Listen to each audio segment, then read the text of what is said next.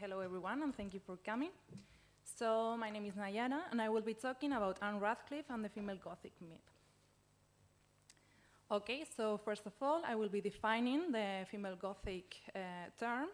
I will be talking about the two main variants that exist within this genre. Then I will be opposing the male Gothic to the female Gothic, to later talk about Anne Radcliffe's work, and specifically about the mysteries of Udolpho. We'll be talking about specifically two different spaces, La Valle Cottage and the Castle of Udolpho. Then I will be talking about the seemingly supernatural mode of terror, and I will end talking about patriarchal violence. Okay. So, in 1974, Ellen Morse, in her book Literary Woman, she coined the term female Gothic to refer to the work that women writers have done in the literary mode that since the 18th century we have called the Gothic. She considered that this mode of writing was easy to define, unlike the meaning of what we have long been referring to as the Gothic. She says, but what I mean, or anyone else means by the Gothic, is not so easily stated except that it has to do with fear. According to the author, Anne Radcliffe was among the main terrorists of her time, and she soon became the main referent of the Gothic genre. Under the influence of Radcliffe, the Gothic novel of the 1790s became a novel in which the central figure is simultaneously a young woman who is both a persecuted heroine and a courageous heroine. The Radcliffean heroine is tormented and persecuted by a patriarchal male figure who prompts her to escape through the natural landscapes of the exotic Europe and the labyrinthine corridors of romantic castles. She is the sufferer of his tortures, but also a woman that freely wanders around the indoor female space of the Gothic castle. In other words, the female Gothic is the work that women writers have done in the literary mode that we call the Gothic. Within the female Gothic, we can distinguish two main variants. The traveling heroinism represented by Anne Radcliffe, which, as we said, basically talks or explores the life of young women who are both persecuted females and brave heroines. And the other type of the female Gothic, we have the birth myth represented by Mary Shelley's Frankenstein, where even though here the main protagonist is not a woman, here she explores the very feminine theme of the horrendous side of motherhood. Okay. Once that we've described what the female Gothic is, we have to oppose it to the male Gothic. So, taking Matthew Lewis's work, for example, The Monk, and Anne Radcliffe's work, we can see that in the female Gothic, we mainly explore the patriarchal mistreatment of the female heroine in a supernatural explained mode of terror, while in the male Gothic, the author usually explores the social transgression of taboos by the encounter of the supernatural. Okay. Whilst it is true that the Castle of Otranto was the work that inaugurated the Gothic school of English fiction, it wasn't until the publication of Anne Radcliffe's main work, The Mysteries of Udolpho, that the Gothic genre became consistent and coherent. And finally, the genre was consolidated. According to Robert Miles, Radcliffe took the old Romance formula of the image of a woman plus habitation and the plot of mysterious sexual and supernatural threats in an atmosphere of dynastic mysteries, and combine it with the residues of patriarchal violence done to the female psyche, expressed to the menacing males and threatened property. Okay. The works of Radcliff are prominent for their lengthy and excessive poetic pictorial description of landscapes. Here, in the particular case of the Mysteries of Udolpho, the natural environment consists of the beautiful, picturesque, and sublime landscapes of the French Pyrenees and the Italian Apennines.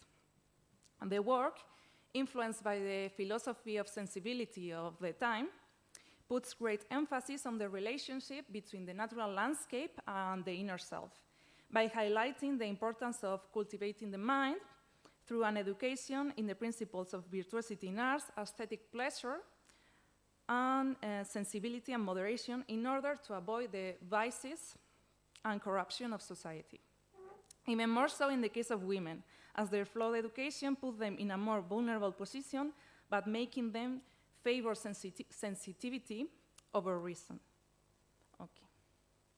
The story begins in Gascony, in a small cottage in the southwest of France, where Emily St. Hubert lives happily in a bucolic and idyllic landscape with her family. This valley, however, is revealingly surrounded by the mountains of the Pyrenees, which inform us that the tranquility is about to be over. Soon enough, Madame St. Hubert, Emily's mother, dies, and so does her father, which leads to Emily being sent to live with her aunt, Madame Cheron, and her husband, Montoni, to the Apennines in the castle of Udolpho. Okay. When Emily is approaching the castle of Udolpho, the landscape turns into the more darker sublime, which leads her to increase her anxiety and feeds her imagination. Here we can find an interesting excerpt where we can see how the sublimity of the landscape affects Emily and feeds her imagination. Emily gazed with melancholy awe upon the castle, which she understood to be Montoni's. For though it was now lighted up by the setting sun, the Gothic greatness of its features and its mouldering walls of dark grey stone rendered it a gloomy and sublime object. The extent and darkness of these tall booths awakened terrific images in her mind, and she almost expected to see banditti start up from under the trees. Okay. So the obscurity, isolation, and majesty of the sublime landscape, together with the seemingly supernatural, increases Emily's anxiety and feeds her imagination.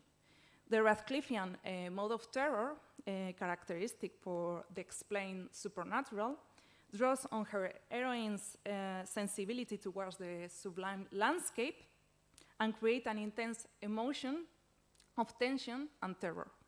In the Mysteries of Udolpho, there is no real supernatural threat. The supernatural is just a result of the projection of Emily's anxiety onto the Gothic, mysterious landscape. The real menace has nothing to do with her supernatural fancies, rather with Montoni's real intentions of taking hold of the heroine's properties. As we already noted, Gothic landscape of patriarchal institutions, such as castles, reveal the threat that the social order poses to women. These institutions should offer women protection and nurturing, but instead are realms of danger and terror. The darker sublime inspires Emily's sensibility and creativity, but also her sense of self-preservation. As she has an overly vivid imagination, the heroine always prepares herself to the worst. So she's always trying to survive the imagined threats, but at the same time, by preparing to these imagined threats, she's also strengthening herself and preparing for the real menace. So she is slowly moving onto the right direction. As Diane Hoevler points out, with every encounter with the seemingly supernatural, Emily learns to control her emotions and draw conclusions from incomplete data. She learns that is to privilege reason over fancy. She learns to gather whatever information she can from the servant Annette, that is, she taps into the folk sources of wisdom and gossip that the patriarchy has suppressed or marginalized. A great example of this can be found in the text when Emily, after engaging with the sublimity of the landscape of Udolpho, discovers what she thinks to be a decayed corpse of Signora Laurentini di Udolpho, the late lady of the castle.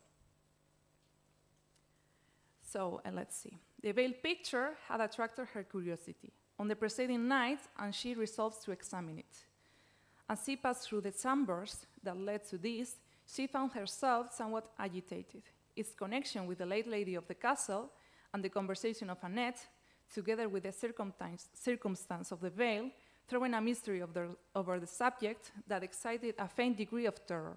But a terror of this nature, as it occupies and expands the mind and elevates it to high expectation, is purely sublime and leads us by a kind of fascination to seek even the object from which we appear to shrink. Okay. As it happens, by the time that we learn what really happened to Signora Laurentini, we realize that Emily was not that mistaken after all. While it is true that Montoni did not kill the lady of the castle, he is in fact a murderous criminal, captain of the banditti. Similarly, although Laurentini was not murdered by anyone, she was chased by Montoni and was wronged by one of his male and noble suitors, the Marquis of Villeroy. As we later learn, the Marquis asked for Lady Laurentini's hand in marriage and then left her to marry another woman, the mysterious Marchioness of Villeroy, another woman who also was wronged and betrayed by the Marquis. Okay, so the innocent Marchioness of Villeroy was one of the many women who were forced into marriage. She wanted to marry for love, but was instead forever separated from her lover. As if this was not enough, the Marchioness, together with Laurentini herself, became the victims of the latter's uncontrolled rage and desire for revenge. Signora Laurentini poisoned the Marchioness of Villeroy, so she died from, she was poisoned and she suffered a long death. And Signora Laurentini was condemned to live in a convent, repenting her sins. Okay. So, as Hoevler sustains, the fates of Signora Laurentini and the Marchioness and her sister entwine in a sad saga of lateral violence, gender treachery. Two women turn on each other as adversaries, whereas their most effective opponent could more accurately be found in the patriarchal system that held both in thrall. In conclusion, when Emily is confronted with what she thinks to be the corpse of a woman, she is actually confronted with the horrors of the violence of the patriarchy. She learns that her false visions of the seemingly supernatural have actually been informing her of the very real yet tragic fate of women under the patriarchy. As a consequence, Emily not only manages to escape alive from the castle, but she does it without surrendering into marriage with a man that has no virtue. After all, the main objective of the female Gothic has always been to showcase and denounce the horror that women suffer under the patriarchy. a goal that Anne Radcliffe undoubtedly greatly accomplishes. It's nice to see you again. And great to meet you, Naiara. While I was, I really liked your presentations, and while I was listening to them, I reminded myself of a book that I have recently read, well, a graphic novel about Mary Shelley's lifestyle and her her real life horrors, and how the terrors of having dead sons and daughters and all of that allows the monster Frankenstein to exist, with the myth of the birth myth that you mentioned. And at the end, in this graphic novel, in Spanish it's called Mary Shelley, La Muerte del Monstruo. It's very great, and it's in free libraries, so that's even greater. I would like to talk about the androgynous aspect of the monster, because from the queer community there has been a lot of speculation about what if the monster existed nowadays with the labels we have. What would they be? What would they be attracted to? And there are a lot of papers that I can't remember of talking about how the monster would be a lesbian. So I'm just going to put that out there. And about the traveling heroinism, it's funny, but not in a good way, how in both cases and both female Gothic experiences, the problem is the patriarchy.